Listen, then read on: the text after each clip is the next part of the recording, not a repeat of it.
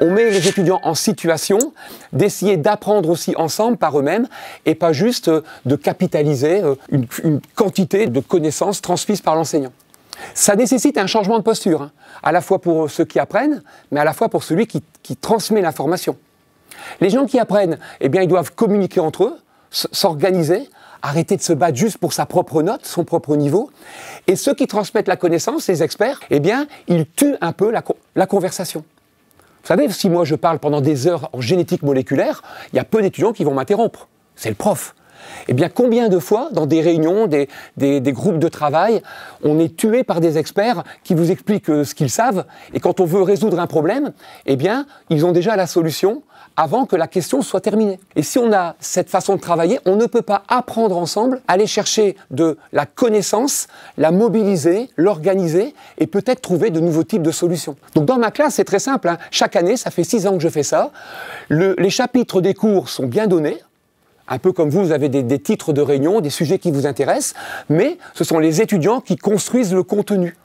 Ils vont chercher l'information, ils la discutent, moi je travaille avec eux, je deviens un accompagnant, et donc je passe du rôle d'expert, le sachant, à un rôle de sachant qui va accompagner. Autrement dit, dans votre entreprise, si vous avez des gens qui ont de l'expertise, comment ils peuvent aussi être des accompagnants et faire ce qu'on appelle de la pédagogie. La pédagogie, ça n'a rien à voir avec l'école. Il y a 25 ans, quand on me demandait c'est quoi un pédagogue, j'aurais répondu, c'est un prof qui est capable d'intéresser ses élèves et de leur expliquer des choses super compliquées, mais clairement. Et d'un seul coup, les élèves comprennent des choses compliquées. C'est ça un pédagogue. Eh bien non, c'est pas ça. Le pédagogue, vous le verrez dans le dictionnaire d'Alain Ray, que je cite par exemple, le pédagogue dans l'Antiquité, c'était un esclave, sans connaissance. Pédagogie, marcher à côté de l'enfant. Pédagogie. Le pédagogue, il marchait à côté de l'enfant du maître, donc il accompagnait l'enfant du maître de sa maison à l'école. Il marchait à côté, le protège, le protégeait. Je ne sais pas s'il lui portait son cartable. Et il l'amenait devant le maître d'école, qui lui transmettait la connaissance. Et ensuite, l'enfant retournait à la maison, toujours accompagné du pédagogue. Pédagogie, ça veut dire, la pédagogie, c'est marcher à côté, accompagner vers quelque chose. On l'a associé à l'enseignement et à l'apprentissage, mais si le pédagogue avait été un autre type d'esclave, peut-être que ce mot voudrait dire autre chose. Donc, de la pédagogie, ce n'est pas une histoire de prof. La pédagogie, c'est une histoire de toutes les personnes qui ont envie d'accompagner d'autres vers des missions, dans des projets, et qui plus est mieux quand il y a de l'apprentissage à avoir.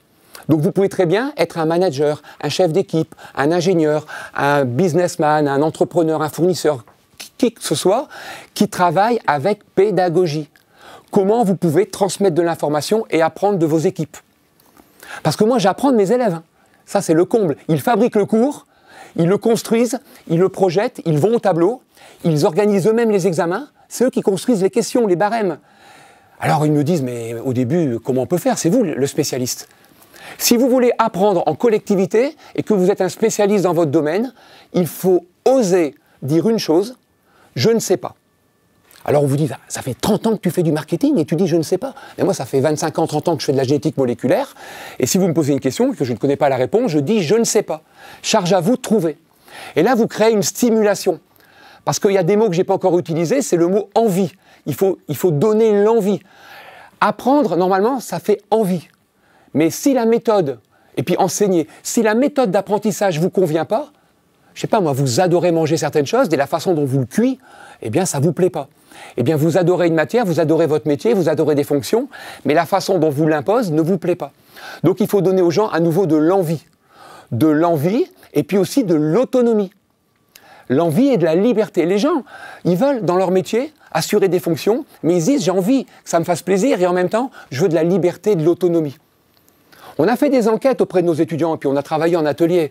La première raison qui fait qu'un jeune diplômé, qui arrive dans une entreprise, vous lui donnez le salaire de sa vie, sur sa première année, un CDI, tout ce qu'il a envie, la première raison qui fera qu'il vous quittera, c'est s'il n'a plus envie, le matin, en arrivant au boulot, de travailler avec telle ou telle personne, l'ambiance, les relations. C'est la première raison. Aujourd'hui, les entreprises ont de plus en plus de mal à capter des talents et à les garder surtout. Parce que la façon dont les jeunes générations travaillent est très différente de ce qui se passait il y a 10 ans, 15 ans ou 20 ans. Ces façons d'apprendre ensemble, de faire du collaboratif, c'est beaucoup plus important qu'avant. Alors, ce n'est pas limité aux jeunes, hein, parce qu'on peut être très jeune à 60 ans et on peut être très vieux aussi à 18 ans. Moi, j'ai des étudiants de 18 ans, c'est des vrais papy-boomers. C'est-à-dire qu'eux, ils veulent apprendre, réciter, avoir des bonnes notes et avoir une mention. Et puis, j'ai des collègues de boulot hein, ou d'entreprise qui ont 60 ans, 61 ans et qui sont tout le temps en train de créer, bouger, avec cette curiosité. Vous ne pouvez pas apprendre, avoir envie d'apprendre si vous n'êtes pas curieux. La curiosité, c'est la qualité numéro 1. La deuxième qualité numéro 1, puisqu'il n'y a pas d'ordre, c'est le fait de faire confiance. Si vous êtes curieux, si vous faites confiance aux autres, eh bien là, vous allez pouvoir déclencher ce que Peter Senge appelle les communautés apprenantes.